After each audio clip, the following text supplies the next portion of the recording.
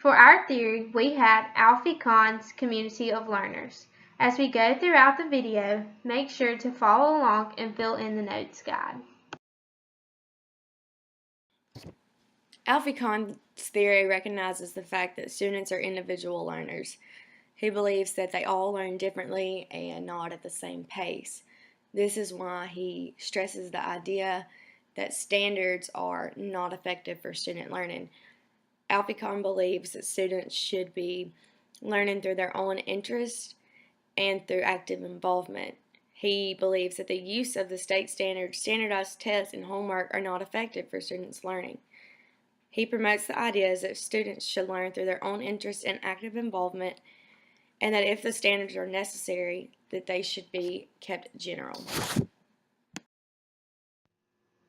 These are some characteristics of Kahn's theory of classroom management. Students should learn from their own interests. Students should not focus on achievement, but rather focus their attention on learning. Allow students to explore instead of telling them what they should and should not do. Cut out praise and rewards for behavior. The curriculum needs to be more intrinsic motivation rather than extrinsic. This means that students' work should be motivated by internal factors within the students. They should want to complete their work on their own rather than the teacher making them complete it. Kahn doesn't believe in positive reinforcement. He thinks that this is not an effective strategy in the classroom. After the students have been praised by saying things such as "good job," the students will expect more forms of positive reinforcement as the good behavior continues. Rules should be specifically created at the beginning of the year by the teacher and the students. The rules that are created should be hung around the classroom. This allows the students to become great decision makers. Also, the conversation that goes along with making these rules is a huge aspect of getting students to mind. With the conversations, the students learn why it's important to follow rules when the rules are broken.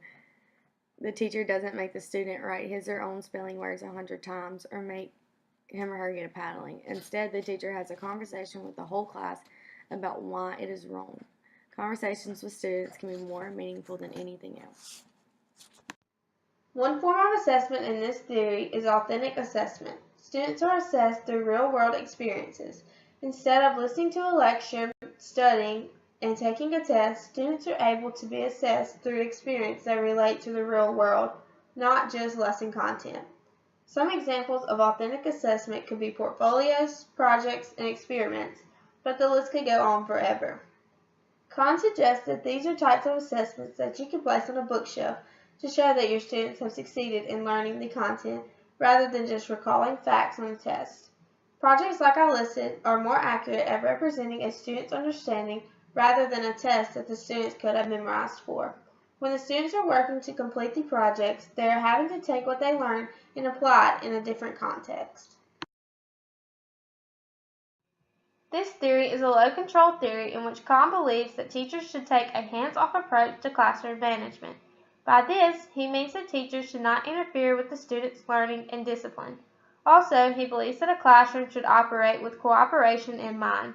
If this is being done, the students would not need to be punished or rewarded since there wouldn't be any behavior problems.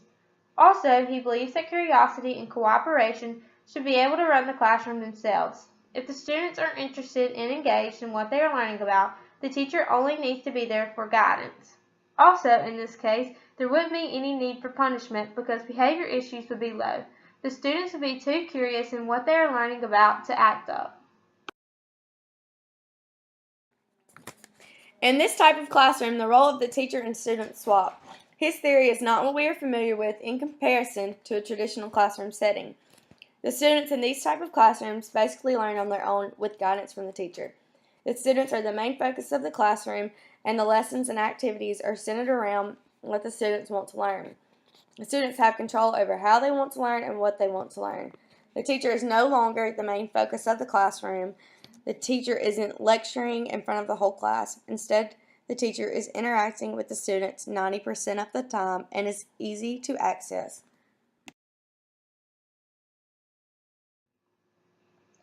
In Kahn's article, What to Look For in a Classroom, there are many different aspects to look for in an effective classroom. First, the chairs should all be facing inward to a table so that all students can interact with one another. According to Kahn, the worst thing that you can do to a classroom is line all the chairs or desks up into straight rows. This takes away from any student interaction that can happen.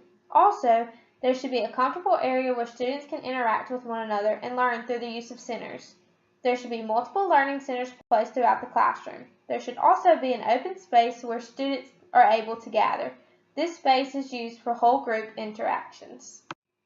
Second, the walls need to be covered in students' artwork and projects. There needs to be signs or lists that have been created by the students rather than the teacher. We would refer to these as anchor charts. According to Kahn, it is better for the students to create them rather than the teacher. Also, there needs to be information about the teachers and students who learn in this particular classroom. If we were to walk into a classroom with walls that had posters that were designed by a computer, charts that ranked the students based off of their academic skills or behavior progress, or just nothing at all, this should raise a red flag. This is not the type of classroom that Kahn strived for. The sounds of a classroom should be a slight hum of discussion. This should not be super loud or super quiet. Kahn wanted it perfectly in the middle. Also, the teacher's voice should not be the loudest in the classroom. The students should actually be talking to each other more than the teacher is talking to them. The teacher in this type of classroom should be ideally working with the students. He or she should not always be front and center of the classroom. Also, the teacher should be respectful and inviting to all of their students. They should not raise their voice at the students. It should remain warm and genuine at all times. Class discussion that should happen in this form of classroom should be more focused on the students. The students should be directly addressing other students and the content should be exploratory. The emphasis should focus more on learning than right or wrong answers. Also, the students should be asking questions more than the teacher is. Once again, we see that the students should be talking more than the teacher. Lastly, the students in this type of classroom should be eager and engaged with the content being taught. They should not be blank or bored throughout any part of the lesson. One way to implement this theory into a middle school classroom would be through research. Research can be used in almost any content area. The students can research a disease that interests them in science class or a country that interests them in social studies. The options are endless. Another way to implement this theory is through students' creation of their own units. In this example, students are able to pick their own topic, research their chosen topic, and then the students dive deep into the learning content of that topic. Lastly, this topic can be implemented through reading centers. I don't mean the cutie reading centers that the elementary grades complete, where they cut and color. This means that students get to choose what activities they complete. The options for these students could be iReady, reading workbooks, reading activities, or even just reading their book of choice for a certain time. It gives the students a sense of freely choosing their own learning. One benefit of this theory is that students are able to have more freedom and choice in the content that they learn about. They are able to pick topics that they would enjoy learning about. The students are able to explore through content that interests them. Students are not as engaged in a lesson when it is a topic that they are uninterested in. For example, if I was interested in learning about dogs and my teacher starts talking about cats, I'm not going to be as interested in the lesson opposed to us learning about dogs.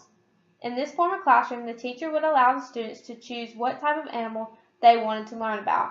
Another benefit is that this form of classroom creates a positive learning environment for the students.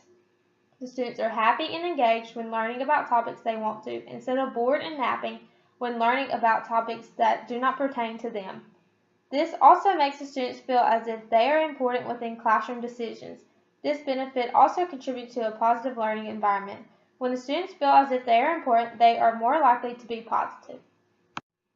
One critique of this theory is that students who have trouble behaving in a normal classroom setting might try to act out when given the freedom of this classroom experience. With the limited rules and regulations, some students don't know how to act properly. When we take away the reward system, we could be taking away the good behavior. Some students only mind when there is a reward in store. If the teachers are not rewarding good behavior and giving consequences to bad behavior, troublesome students could feed off of this. They think that they can act out in any way and the teacher will just have a conversation with the class and everything will be okay again. Nothing really happens to them. Also, the teachers aren't rewarding good behavior, so the students could think, Well, why act good? Because I won't get anything as a prize in return, and I won't have a consequence either. There's no point in acting good. Our individual thoughts on using this theory in our future classroom varies. There are some pros and some cons to implementing this theory in our future classroom. We both agree that including the students' interest in the classroom is a great way to spark their imagination and motivation to learn. On the other hand, we both agree that one of the biggest cons to this theory is that not all children have the self-discipline or self-awareness of assessing their own learning. It is very important that teachers are aware of what the students can and know how to do. In our opinion, self-assessment is not useful for middle grade learners.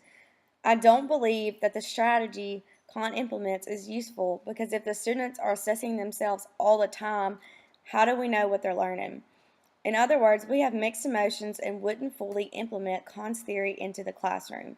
There are some things that we would implement, such as their interest, engagement, and exploration, but it is also important that the students are still held accountable for their knowledge. The teacher uses assessment to determine the student's ability. We believe that taking that completely out of the classroom would not be useful. Using homework should be limited, but it is also a good form of practice for the student's understanding of the content. These are the references we used for our project, and we hope you enjoyed the presentation. Thank you.